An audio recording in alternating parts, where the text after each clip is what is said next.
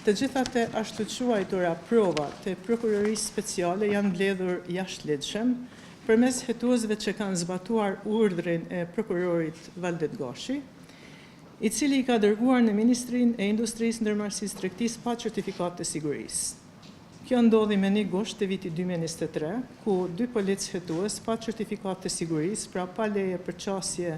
në këto dokumentet e klasifikuara sekret, kanë marrë materialin brenda 1 ore në Departamentin e Rezervave Shtetërore të Madrave në kuadër të Ministrisë Industrisë, Ndërmarrësisë, Tregtisë, duke u thirrë në autorizimin e Prokurorisë Speciale Valdet Gashi. Ne nga mend kemi denoncuar hetuesit pranë Inspektoratit Policor të Kosovës, pra nga në IPK, dhe IPK ka hapur hetim me numër të rastit IPK, thyë për DMA, thyë për 919, thyë për 23 dhe ka konstatuar shkeljen ligjore me veprimet e policëve hetues, duke konfirmuar që 2 policët hetues nuk ishin të pajisur me certifikatën e sigurisë të nivelit sekret. Në këtë raport të Inspektoratit Policor i është kërkuar ushtruesit detyre të kryeprokurorit të Prokurorisë Speciale Blerimi Sufaj që ta udhëzojë Inspektoratin Policor për veprimet e mëtejme për këtë rast. Por kjo çështje është mbyllur nga vetë prokurori Valdet Gashi, bazuar në raportin e tij me numër me referencë pra PPN me numër 143 thyë për 2023 të datës 8 nëntor të vitit 2023. Ne si Ministri kemi dëshmi që e vërteton se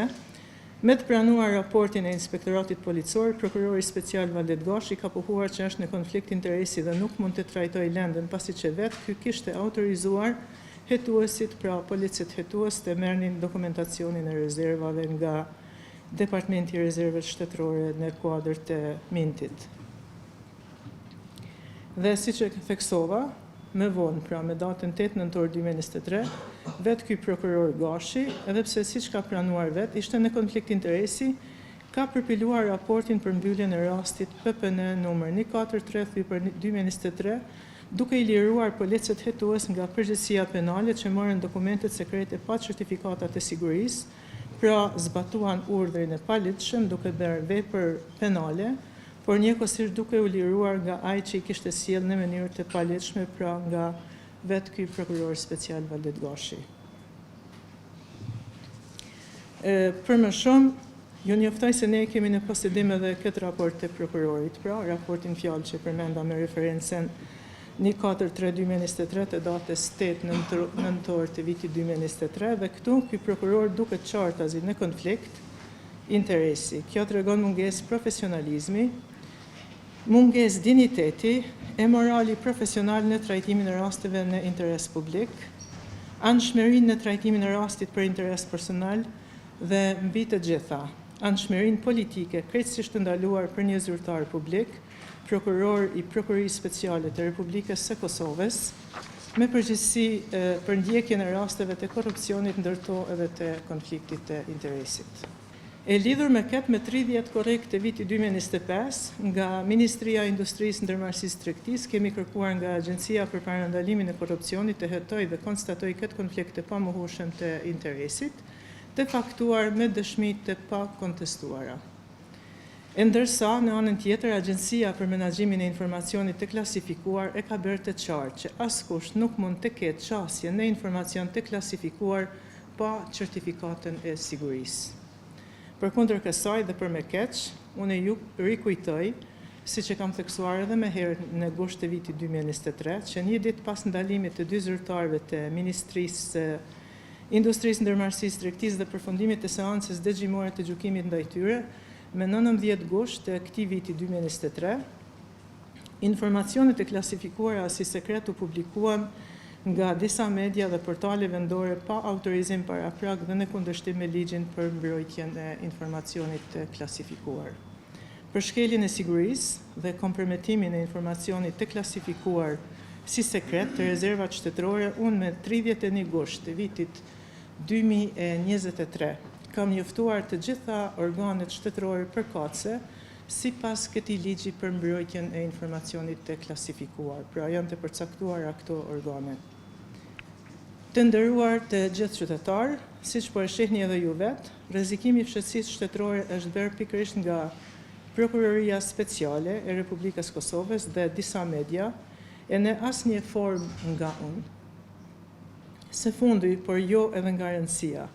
ju qytetarë të dashur duhet të njoftoheni që nga Ministria e Industrisë, Ndërmarrësisë, Tregtisë, kemi vepruar në urgjencë për të gjetur ndonjë shtet mik apo kompani që do i hapte dyert ndaj eksportit të produkteve bazë pranë këtë periudhë shkurt 2022 dhe mars 2022. Kontratat që janë nënshkruar për produktet bazike ishin jetike për të gjithë ne. Një nga produktet bazë ka arritur, por sipas ngarkesave të pranuara në sasime të vogël se ajo e paguar, pra në një përqindje të vogël prej totalit që është paguar. Ministria e Industrisë, Ndërmarrësisë, Tregtisë ka bërë padi kundër kompanisë në fjalë për të sqaruar deri në detajin më të vogël se çdo segment të procedurës dhe rezultatin e saj final, pra qoftë edhe sasi e vogël, shumë e vogël kundrejt blerjeve.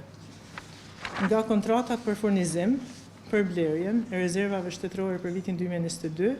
është një përqindje, pra siç e theksova, e vogël e totalit të furnizimit ku kemi mungesë,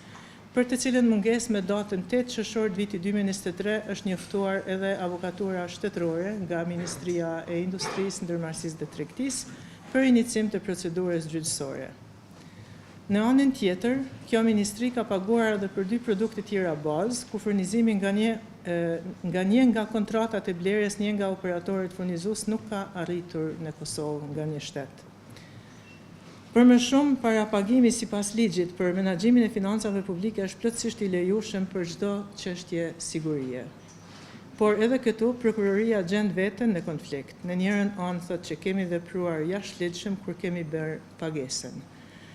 Po ashtu prokuroria speciale thekson se edhe kemi vepruar jashtëligjshëm kur kemi klasifikuar lëndën si sekret,